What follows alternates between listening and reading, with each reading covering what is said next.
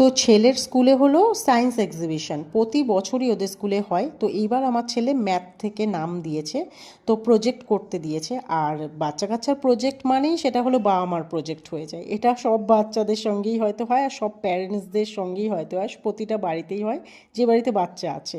তো যাই হোক, সারাদিন তো ওই কাজেই আমরা লেগেছিলাম। তার জন্য আমি একদম রান্না করতে পারিনি। তো আমি হাজব্যান্ডকে বললাম, আমি এতবেলা তার কী রান্না করব, তুমি যাও চিকেন বিরিয়ানি নিয়ে আসো, আর তার সাথে নিয়ে এসো একটু চিকেনের ঝোল বা চিকেন চাপ। কারণ আমরা কখনো বিরিয়ানি একদমই শুধু শুধু খেতে পারি না, আমাদের বিরিয়ানির সঙ্গে একটু গ্রেভি লাগবেই লাগবে। আর দেখো, আমি যখন বিরিয়ানিটা বাড়ছিলাম, এইবার যে বিরিয়ানিটা যে দোকান থেকে আমার হাজব্যান্ড নিয়ে এসেছিলো, এই বিরিয়ানির যেটা মাংসটা দিয়েছে এতটা হার্ডি ছিল, আমি খাচ্ছিলাম আর নাকশিট করছিলাম, আমার একদম ভালো লাগছিল না খেতে। বাট হ্যাঁ, চিকেনের যে ঝোলটা নিয়ে এসেছিলো সেখানে চিকেনটা খুব ভালো ছিল। আর আমি একদমই এত মানে সলিড চিকেন খেতে পারি না কখনোই, আমি একটুখানি বেশ মানে হাড়ে লাগানো যে চিকেনটুকুনি হয় আমি ওটা বেশি ভালোবাসি। এরপরে আমি আর ছেলে চলে এসেছি একটা এক্সপেরিমেন্ট করতে, কালকে আমার ছেলে সেটা দেখেছিল। তো একটু ডিটারজেন্ট গোলা জলে যদি হলুদ মেশানো জল ইউজ করা যায়, তো দেখো রক্তের মতো পুরো হয়ে যায়। তো যাই হোক, ওই এক্সপেরিমেন্ট করার পর স্নান টান করে আবার আমরা বসে পড়ি এই ধরনের মানে এই প্রজেক্টটা বানাতে। তো এটা অলমোস্ট প্রায় কমপ্লিট হয়ে গিয়েছিল। তারপরে আমি চলে আসি রাতের ডিনার বানাতে। কি বানাবো? তো আমার মনে হলো যে যেহেতু আমরা বিরিয়ানি খেয়েছি দুপুরবেলা, তো কিছু হালকা পাতলাই বানানো যাক। তো আমি এই গরম গরম ফেনা ভাত আমি বসিয়ে দিই, আমরা তো এটাকে ফেনা ভাত বলি, আমি জানি না কে কী বলে। এটা গোবিন্দভোগ চাল দিয়ে আমি করছিলাম। আর তার সাথে ছিল এইরকম আলু সিদ্ধ মাখা। আলু সিদ্ধতেও আমি দিয়েছিলাম একটু ঘি দিয়ে মেখেছিলাম।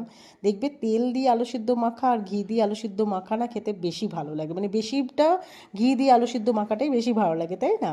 আর মানে গরম গরম ভাত, তার সাথে আলু সিদ্ধ মাখা, আর এই শীতকালে তারপরে বেগুন পোড়া, বেগুন ভাজা, মানে যে কোনো ভাজা পোড়াই না বেশি ভালো লাগে এই শীতকালে।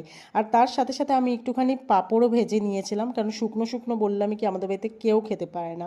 আর এই দেখো, আমারও রেডি হয়ে গেছিলো সব কিছু, আমি ছেলের খাবারটা বেড়ে দিচ্ছি। উফ, গরম গরম এই দেখো ফেনা ভাত, আর মানে জাউ ভাত যাই বলো না কেন, তার উপরে একটুখানি ঘি ছিটিয়ে দিয়েছিলাম। আর তার সাথে দিয়েছিলাম আমাদের এই আলু সিদ্ধ মাখাটা, আর তার সাথে কয়েকটা পাঁপড়ও ছিল। সত্যি বলছি, যে আমি এখন এডিট করছি না, আমার মুখে এখনও জল চলে আসছে, মানে এতটাই সুস্বাদু লাগে। পৃথিবীর সব খাবারের থেকেও না, সব খাবারের থেকেও শান্তি আর কমফোর্টেবল ফুড হলো এই যে সেদ্ধ ভাত।